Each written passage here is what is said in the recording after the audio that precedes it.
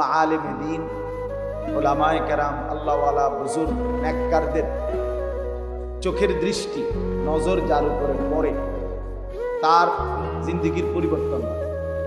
হাতের স্পর্শ লাগলে জিন্দিগির পরিবর্তন হয়। এরপরে হৃদয়ের নড়াচড়া, মানে পাশে বসলে ওই আল্লাহওয়ালার হৃদয়ের মধ্যে আল্লাহ তাআলার মহব্বত, মারিফাত ভিতরে জ্বলতে থাকে। আর এই পাশে বসলে এই হৃদয়ের নড়াচড়াটাও অন্যের দিলের মধ্যে ট্রান্সফার হয় যায়। এজন্য এর দ্বারা মানুষের পরিবর্তন।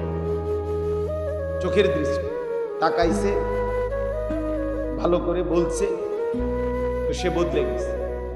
হাত লাগাইছে, বদলে গেছে। আমি আমার শায়েখ আরিফ বিল্লাহ হাকিমুন নফস আল্লামা মুফতি মুশতাকুন নবী কাসিম হুজুরকে আমি বহুবার দেখছি, বহুবার। অনেক মানুষ এরকম উচ্চ শিক্ষিত ভদ্রলোক, জেনারেল লাইনের মানুষ, দাড়িবিহীন চেহারা নিয়ে হুজুরের সামনে গেছে, যায় দেখা। হুজুর কিছুই বলে নাই, কিন্তু শুধু ওনার মুখটার মধ্যে হাত লাগাইছে, হাত দিয়ে মুছে দিছে, কিছুই আর বলে নাই। অসংখ্য ব্যক্তিকে আমি পরবর্তীতে দেখছি, এর পরের বারে আসছে উনি একদম দাড়িওয়ালা সুন্দর চেহারা। তাহলে এটার দ্বারা প্রমাণ, এটা হাতের স্পর্শে কি হয়ে যায়,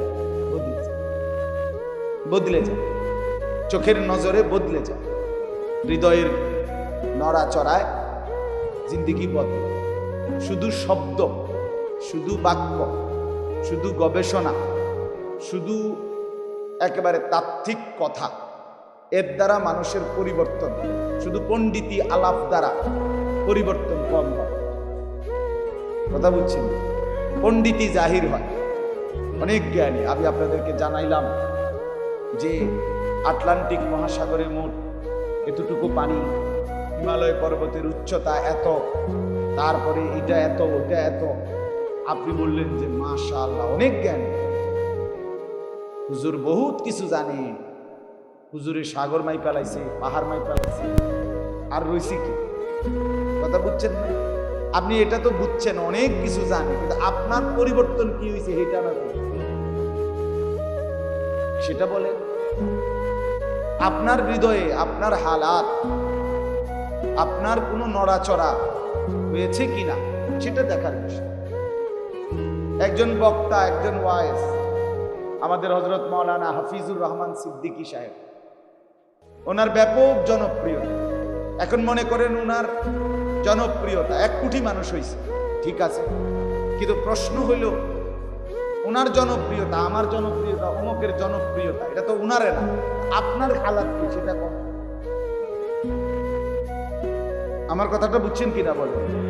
আমারে মনে করেন 1 লাখ মানুষ আমারে আলগি দিয়া, লালমাই রাস্তার মাঝখানে নিয়ে হতাই দিয়ে আইছে, সম্মান দিয়া দিছে আর কি। তো আমনের কি হয়েছে? আমনের লাভ। কথা বুঝেন নাই? আমার জনপ্রিয়তা দিয়ে আমনের ফায়দা কি? আপনারটা বলেন, নিজের পরিবর্তন বলেন। আর কোন দিন আমরা কি বললে, কতজন হুজুরে বললে, আর কতদিন আল্লাহর কথা শুনলে আপনার হৃদয়ের মধ্যে পরিবর্তন আসবে সেটা বলেন। আল্লাহর কোরআন, ভাই এই হাতে ধরা যে মোবাইল, এগুলো নামায় ফেলেন, ভালো হবে, আপনাদের ভালো হবে। ছেলেরা, বাবারা, সবাইরই বলছি, হাতে হাতে ধরে মোবাইল রেকর্ড করেন, এমনি শুনেন, এমনি আমার দিকে তাকায়, উপকার হবে বললাম, আপনার ভালো হবে।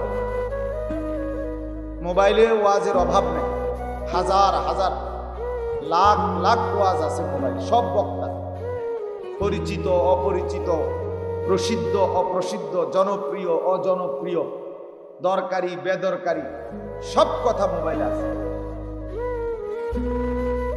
আপনি আর নতুন করে বাড়ানোর দরকার নেই। জিন্দেগির মধ্যে কি আছে সেটা বলতেছে। ইস্তাফতি কলবাক, নবী সাল্লাল্লাহু আলাইহি ওয়াসাল্লাম বলেন, উম্মত তোমার দিলকে প্রশ্ন করো, তোমার জিন্দেগির হালাত। ইযা সাররাতকা হাসানাতুকা ওয়া সাআতকা সাইয়্যাতুকা ফাআনতা মুমিন। নবী সাল্লাল্লাহু আলাইহি ওয়াসাল্লাম বলেন, নেক কাজ করলে যদি তোমার কাছে খুশি লাগে, গুনাহ মন্দ নাফরমানি করলে যদি কষ্ট লাগে, আহা কি করলাম, কেন করলাম, এই মিথ্যাটা কেন বললাম, লোকটাকে কেন ঠকাইলাম, আহা নামাজটা ছুটে গেল, ফজরের নামাজটা পড়লাম না, লোকটাকে এত বড় গালি কেন দিলাম, এই মিথ্যা, চুরি, অন্যায়, গুনাহ নাফরমানি করলে নবী সাল্লাল্লাহু আলাইহি ওয়াসাল্লাম বলে, যদি তোমার কষ্ট লাগে, ব্যথা লাগে, হৃদয়ে অস্থিরতা লাগে, বেচাইনি, আর নেক কাজ করলে যদি ভালো লাগে, যে আমি একটা মসজিদ করছি, আমি একটা মাদ্রাসা করছি, আমি 10 জন এতিমকে লালন পালন করছি, আমি মানুষের মুখে হাসি ফোটাবার চেষ্টা করছি, আমি আজকে সারাদিনে 5 ওয়াক্ত নামাজ জামাতে পড়ছি, আজকে কিছুটা তাসবিহ পড়ছি, আজকে 50টা টাকা আল্লাহর রাস্তায় দান করছি, আলহামদুলিল্লাহ, এই যে ভালো লাগতেছে নিজের ভিতরে, আর গুনাহের কারণে কষ্ট লাগতেছে, রাসূলুল্লাহ সাল্লাল্লাহু আলাইহি ওয়াসাল্লাম বলেন, এতটুকু যদি হয় তাহলে ধরে নাও এখনো তুমি মুমিন।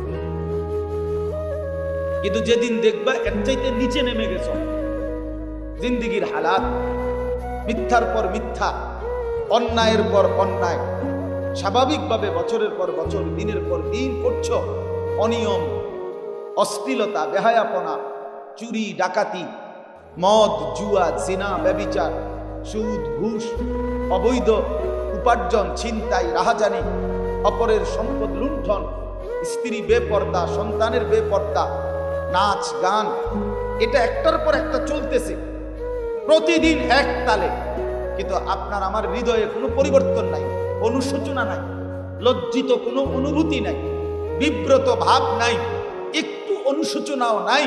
আল্লাহর নবী যেন বলতে চাচ্ছে, হায় আল্লাহর বান্দা, ধরে নাও এমন নাফরমান, এমন পাষাণ, তোমার ঈমান অনেক আগে হারায় গেছে। এক মুসলমান যার কলিজার মধ্যে ঈমানের শেষ অংশ আছে, সে লাগাতার এক গুনার উপরে চলতে পারে না। 30 বছর কেউ সুদ খাইতে পারে না, 20 বছর কারো ঘরে লাগাতার প্রতিদিন, মুসলমান হইলে, ইমানদার হইলে, আখিরাতের কথা মনে থাকলে, কোন মুসলমানের ঘরে টানা 10 বছর প্রতিদিন স্ত্রী, ছেলে মেয়ে নাচ গান দেখে, রঙিন টেলিভিশন চলতেছে ডেইলি, আপনার বউ বাচ্চা প্রতিদিন সমান তালে হাসি মুড়ে স্বাভাবিকভাবে, কোনো বাধা নাই কারো, এইভাবে নাচ গান, জিনা, ব্যভিচারের ছবি আপনার ঘরে বসে দেখতেছে, এটা কোনো প্রকৃত ইমানদারের ঘর হইতে পারে না।